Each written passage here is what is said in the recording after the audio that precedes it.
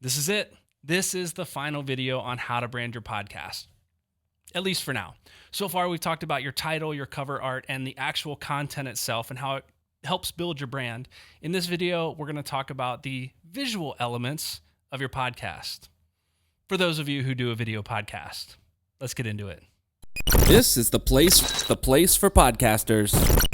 This has been such a fun series of videos as we've been talking about how to brand your podcast. If you're interested in catching up from the beginning, I'll link the playlist right here. Stop this video now, check out these videos, and then come back and watch this one.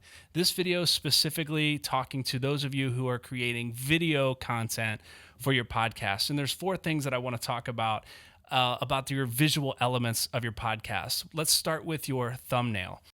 If you are doing a video podcast, the most popular place to upload that video podcast to is where you are right now. It's on YouTube. We talked in another video about how your podcast cover art creates that first impression for your listener on other podcast directories that are audio only. But your thumbnail is that thing that creates the first impression that invites your viewer in to check out your content. So you need to be intentional about how you create that thumbnail and what it communicates about your brand. And the things you need to pay attention to are things like the color, the fonts, and the images that you use. You see, you don't want the same thumbnail. If you're doing a video podcast on YouTube, you don't want the same thumbnail for every single episode, but you do want some consistency. Not the same, but consistent. And if you do it right, that consistency in colors, fonts, and images helps to build your brand to be recognizable and stand out on the YouTube platform. So spend the time learning how to create and design attractive thumbnails that communicate your brand through consistent colors, consistent fonts, and consistent types of images. The next thing you want to consider as far as the visual branding of your podcast is your set. Because if you're inviting someone into the space to watch the video, to watch the podcast that you're creating, you want to give them something interesting to look at, more than just you talking to a microphone. And simple things like don't set up right up against the wall. When you set up right up against the wall, it's going to cast a shadow behind you that's super distracting. Get some depth between you and the back wall. Even if it's just 2 feet, 3 feet, give yourself some depth that creates a little more space, that's a little bit more interesting to look at. So as you consider how to build your set, you want to think about subtle things that you can put on the desk in front of you or on bookshelves or desks or on the walls behind you that communicate a little bit more about who you are. Not too much, but the subtle things that you can do help to build your brand and communicate a depth about yourself without ever saying another word.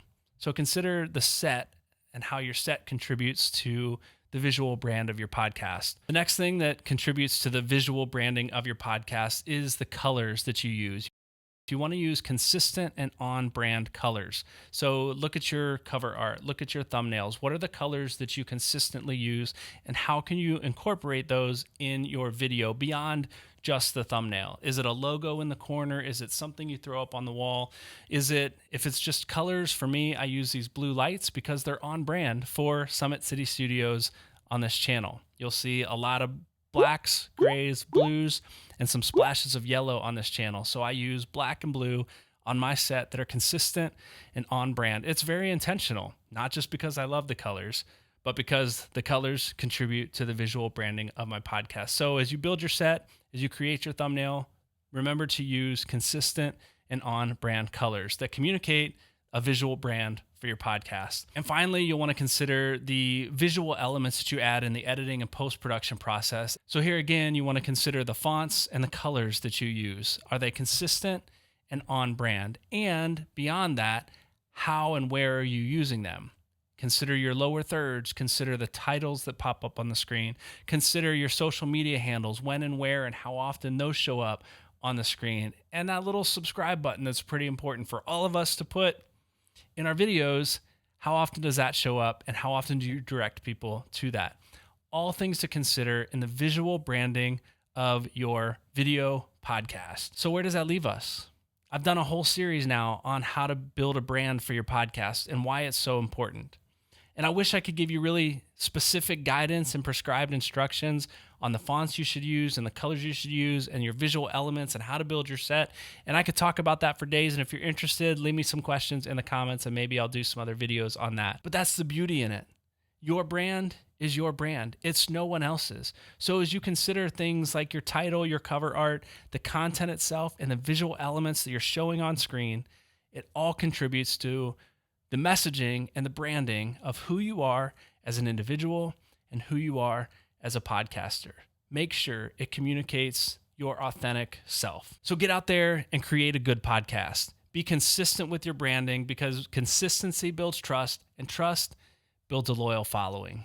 Hey, this has been a fun series, and if you're interested in supporting the work that I'm doing here at Summit City Studios to help creators like you create, launch, and grow your podcast, be sure to check out my Patreon page at patreon.com/goodpodcasting. There's a link in the description, and I'll see you over there.